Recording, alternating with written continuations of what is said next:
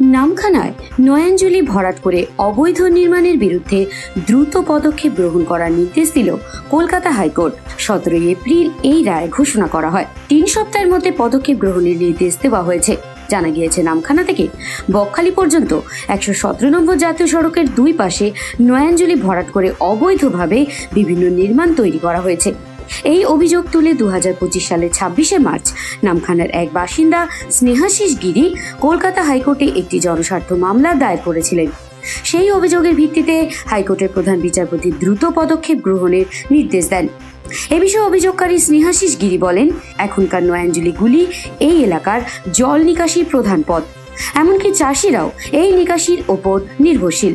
কিন্তু বর্তমান সেই জল নিকাশি বন্ধ করে দিয়ে বিভিন্ন দোকানপাট তৈরি করা হয়েছে।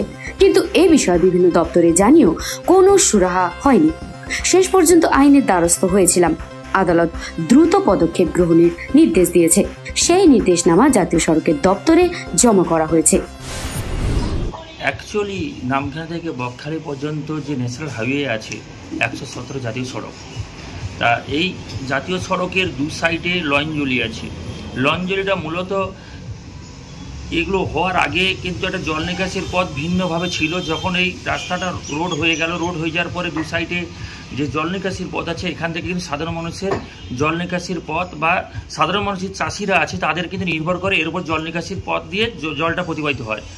তা বর্তমানে কিছুদিন ধরে দেখছি পর লঞ্জলিগুলো ভরাট হয়ে যাচ্ছে, এবং লঞ্জলি শুধু ভরাট না, সেখানে বড় বড় বিল্ডিং বানানো হচ্ছে। এবং সেটা ইতিমধ্যে দেখেছি বছর 1.5-2 মধ্যেই কিন্তু, যেটা 15 বছরের মধ্যে যা হয়নি তা কিন্তু অলরেডি কিন্তু হয়ে গেছে, ইতিমধ্যে হয়ে গেছে 1.5 বছরের ভিতরে, তার থেকে অনেক বেশি। কলকাতা হাইকোর্টের আইনজীবী পার্থসারথী মণ্ডল বলেন, বেশ কয়েকজনের নাম উল্লেখ করে আদালতে মামলা দায়ের করা হয়েছিল। এছাড়াও ওই এলাকার বর্তমান পরিস্থিতির ছবিও জমা দেওয়া হয়েছিল। সব বিবেচনা করে আদালতের পক্ষ থেকে ব্লক প্রশাসনকে দ্রুত পদক্ষেপ গ্রহণের নির্দেশ দেওয়া হয়েছে। গত 17 এপ্রিল 2025-এ মামলাটি শুনানি হয়। শুনানি হওয়ার পরে চিফ জাস্টিসের ঘরে মামলা শুনানি হওয়ার পরে মহামান্য আদালত সম্পূর্ণ কাগজ, আমরা ছবি সহ মামলাটা দায়ের করেছিলাম, সব কিছু স্ক্রুটিনি করে উনি 3 সপ্তাহের মধ্যে in accordance with law necessary step নেওয়ার জন্য বিডিওকে উনি এটা করে দিয়েছেন। এবং অ্যাসিস্ট্যান্ট ইঞ্জিনিয়ার সেও প্রপারলি ওই জায়গায় গিয়ে কতটা জায়গাটা অ্যাকোয়ার হয়েছে, নয়াঞ্জলি খাল কীভাবে ভরাট হয়েছে, এইগুলোর একটা রিপোর্ট উনি বিডিওর কাছে দেবেন, এবং BDO in accordance with law এইটা স্টেপ।